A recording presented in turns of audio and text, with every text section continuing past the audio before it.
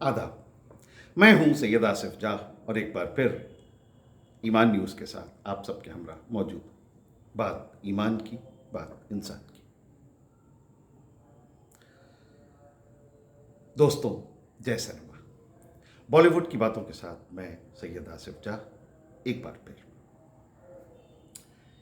Indian cinema में कुछ नाम ऐसे हैं जो सिर्फ फिल्मों तक महदूद नहीं है, लिमिटेड नहीं है, बल्कि एक एहसास बन चुके हैं।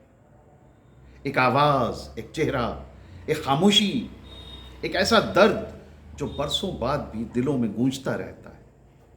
और ऐसा ही एक नाम है मीना कुमारी, जिन्हें दुनिया ने ट्रेजेडी क्वीन कहा। लेकिन यह सिर्फ एक खिताब नहीं था, यह उनकी जिंदगी, उनकी शख्सियत, उनकी अदाकारी का आईना था। 1 अगस्त हिंदुस्तानी सिनेमा की सबसे नफीस, सबसे संजीदा और सबसे असरदार अदाकाराओं में से एक को याद करने का दिन है। 1 अगस्त महज 39 ईयर्स, महज 39 बरस की छोटी सी उम्र में मीना कुमारी ने जो मुकाम हासिल किया वो आज भी बेमिसाल है। उनकी आंखें बिना लफ्ज बोले पूरी कहानी कहती हैं। उनका चेहरा इंसानी जज्बात का एक ऐसा कैनवास था जिस पर मोहब्बत, इंतजार, तन्हाई, उम्मीद और टूटन ये सब एक साथ नजर आता था। मीना कुमारी का असल नाम महजबीन बानो था और उनकी पैदाइश 1 अगस्त 1932 को बंबई में हुई। उनके वालिद अली बख्श थिएटर और संगीत की दुनिया से जुड़े हुए थे, जबकि उनकी वालदा इकबाल बेगम भी थिएटर की कलाकार रह चुकी थी। घर की माली हालत अच्छी नहीं थी। मजबूरियां इतनी थीं कि बचपन के खेल के मैदानों में नहीं, बल्कि मीना कुमारी का बचपन फिल्म स्टूडियोज़ और फिल्म सेट्स की रोशनियों के बीच गुजरा। सिर्फ 6 साल की उम्र में उन्होंने बेबी मीना के नाम से फिल्मों में काम करना शुरू कर दिया। 1939 की फिल्म लेदर फेस या फरजंद रिंद, इससे मीना कुमारी की फिल्मी सफर की शुरुआत हुई। बचपन की किताबें और स्कूल उनसे दूर रहे, लेकिन किताबों से मोहब्बत कभी नहीं टूटी। शूटिंग के खाली वक्त में वो उर्दू अदब, शायरी और लिटरेचर पढ़ती रहती। यही पढ़ाई आगे चलकर उनकी अदाकारी की सबसे बड़ी ताकत बनी। कई सालों तक एक चाइल्ड आर्टिस्ट के तौर पर काम करने के बाद as leading lady, as heroine, उन्होंने अपनी पहचान बनानी शुरू की। लेकिन असल इनकलाब तब आया जब 1952 में डायरेक्टर विजय भट्ट की फिल्म बैजू बावरा रिलीज हुई। इस फिल्म ने मीना कुमारी की अदाकारी ने पूरे मुल्क में, पूरे देश को अपना दीवाना बना दिया। दर्द, मोहब्बत और समर्पण को जिस सादगी और सच्चाई से मीना कुमारी ने पर्दे पे उतारा, उसने उन्हें रातों रात हिंदुस्तानी सिनेमा की सबसे बड़ी एक्ट्रेस की कतार में लाकर खड़ा कर दिया। इसके बाद सफलता का एक ऐसा सिलसिला शुरू हुआ जो अगले 2 दशकों तक जारी रहा। परिणीता, दिल अपना और प्रीत पर आई, आरती, दिल एक मंदिर, फूल और पत्थर, कागज, बहू बेगम, मेरे अपने, न जाने कितनी फिल्मों में मीना कुमारी ने अलग अलग किरदारों को अपनी रूह से जिया। मगर अगर किसी एक किरदार ने उन्हें अमर बना दिया तो वो था छोटी बहू का किरदार, जिसे उन्होंने साहब बीवी और गुलाम में निभाया। यह अभिनय आज भी भारतीय सिनेमा के इतिहास की सबसे महान प्रेजेंटेशंस में से गिना जाता है। फिल्म फेयर का मीना कुमारी सिर्फ दर्शकों की नहीं बल्कि आलोचकों की भी पसंद थी। उन्हें 4 बार फिल्म फेयर का बेस्ट एक्ट्रेस का अवार्ड उन्होंने अपने नाम किया। बैजू बावरा, परिणीता, साहब बीबी और गुलाम और काजल, इन फिल्मों के लिए 4 बार फिल्म फेयर। फिर 1963 का film fair award Indian cinema के हिस्ट्री में हमेशा याद रखा जाएगा। उस साल सर्वश्रेष्ठ अभिनेत्री यानी बेस्ट एक्ट्रेस उसमें 3 नॉमिनेशन थे अकेले मीना कुमारी के, आरती, मैं चुप रहूंगी और साहब बीवी और गुलाम। और ये जो रेयर ये चीज है, ये आज भी रेयर है। ये चीज कभी किसी दूसरी एक्ट्रेस ने ये फीट नहीं वो किया, अचीव किया कि फिल्म फेयर में सारे नॉमिनेशन सिर्फ एक एक्ट्रेस के। 1952 में उन्हें मशहूर लेखक निर्देशक यानी प्रोड्यूसर डायरेक्टर और राइटर कमाल अमरोही साहब से निकाह कर लिया। दोनों की मुलाकात काम के दौरान हुई और यह रिश्ता गहरी मोहब्बत से शुरू हुआ, लेकिन वक्त के साथ हालात बदलते गए।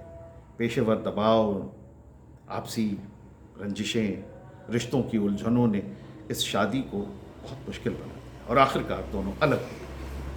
इस जुदाई ने मीना कुमारी के दिल पर गहरा असर छोड़ा। उनकी निजी जिंदगी में तन्हाई बढ़ती चली गई और यही वजह थी कि उनके निभाए हुए दर्द भरे किरदारों में और ज्यादा असल रंग, सच्चाई भरती चली गई।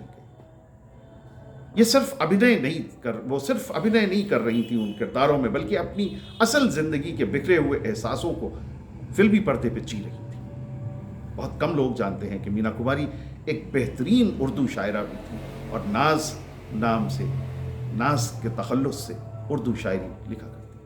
उनकी नज़मों और गज़लों में शोहरत की चमक नहीं, बल्कि एक तन्हा इंसान का सच्चा दिल धड़कता था। उनकी शायरी में मोहब्बत है, इंतज़ार है, खामोशी है और ज़िंदगी से एक गहरा मुकालमा है, डायलॉग है। उनके इंतकाल के बाद उनकी शायरी का कलेक्शन मंजर आम पे आया, प्रकाशित हुआ, पब्लिश हुआ और साहित्य प्रेमियों, अदब शनास लोगों ने ये जाना कि जिस औरत ने पर्दे पर दर्द को जिया, वो कागज पर भी दर्द को उतनी ही खूबसूरती से बयान करती। उनके लिखे हुए अशार आज भी दिल को छू जाते हैं। चांद तन्हा है, आसमां तन्हा, दिल मिला है कहां कहां तन्हा, राह देखा करेंगे बरसों तक, छोड़ जाएंगे हम जहां तन्हा। ये वो शेर है जो उनकी कब्र पे आज भी लिखा हुआ है। राह देखा करेंगे बरसों तक, छोड़ जाएंगे हम जहां तन्हा। इन अशार में उनकी पूरी जिंदगी की परछाई दिखती है। अगर किसी एक फिल्म को मीना कुमारी की रूह कहा जाए तो वो है पाकीज़ा। इस फिल्म को बनने में लगभग 1.5 दहाई लगी, लगभग 15-16 साल लगे। कई बार शूटिंग रुकी, रिश्ते टूटे, हालात बदले, लेकिन आखिरकार फरवरी 1972 में यह फिल्म रिलीज हुई। रिलीज के शुरुआती दिनों में फिल्म ने कुछ अच्छा बॉक्स ऑफिस पर कलेक्शन नहीं किया, परफॉर्मेंस अच्छी नहीं रही, लेकिन मीना कुमारी का उसी बीच में इंतकाल हो गया। उसके बाद सिनेमा घरों की तरफ फिल्म देखने वाले, फिल्म शौकीन, फिल्म के सिनेगोयर्स, उनकी भीड़ उमड़ पड़ी। पाकीज़ा सिर्फ एक फिल्म नहीं रही, वो एक एहसास, एक विरासत, एक अमर दस्तावेज बन गई। आज भी पाकीज़ा की डायलॉग्स, उसके गीत, संगीत और मीना कुमारी की अदाकारी इंडियन सिनेमा की सबसे बड़ी धरोहरों में से एक गिने जाते हैं।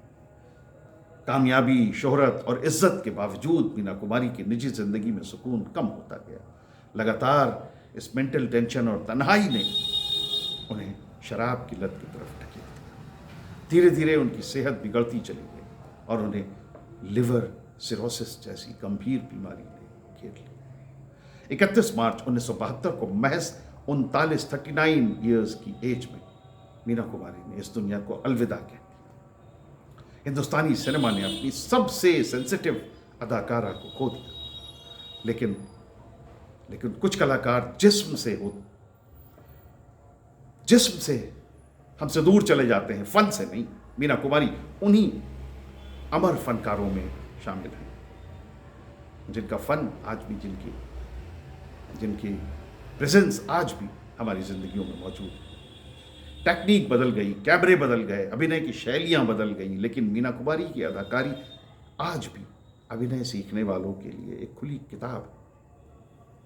उनकी सबसे बड़ी खासियत यह थी कि वो डायलॉग्स बोलती नहीं थी, उन्हें महसूस कराती थी। उनकी आंखों में आंसू आने से पहले दर्शकों की आंखों में आंसू आ जाते थे, दर्शकों की आंखें भीग जाती। मीना कुमारी ने साबित किया कि अभिनय सिर्फ चेहरा दिखाने का हुनर नहीं, बल्कि इंसानी जज्बात को सच की तरह जी लेने की कला का नाम है एक्टिंग।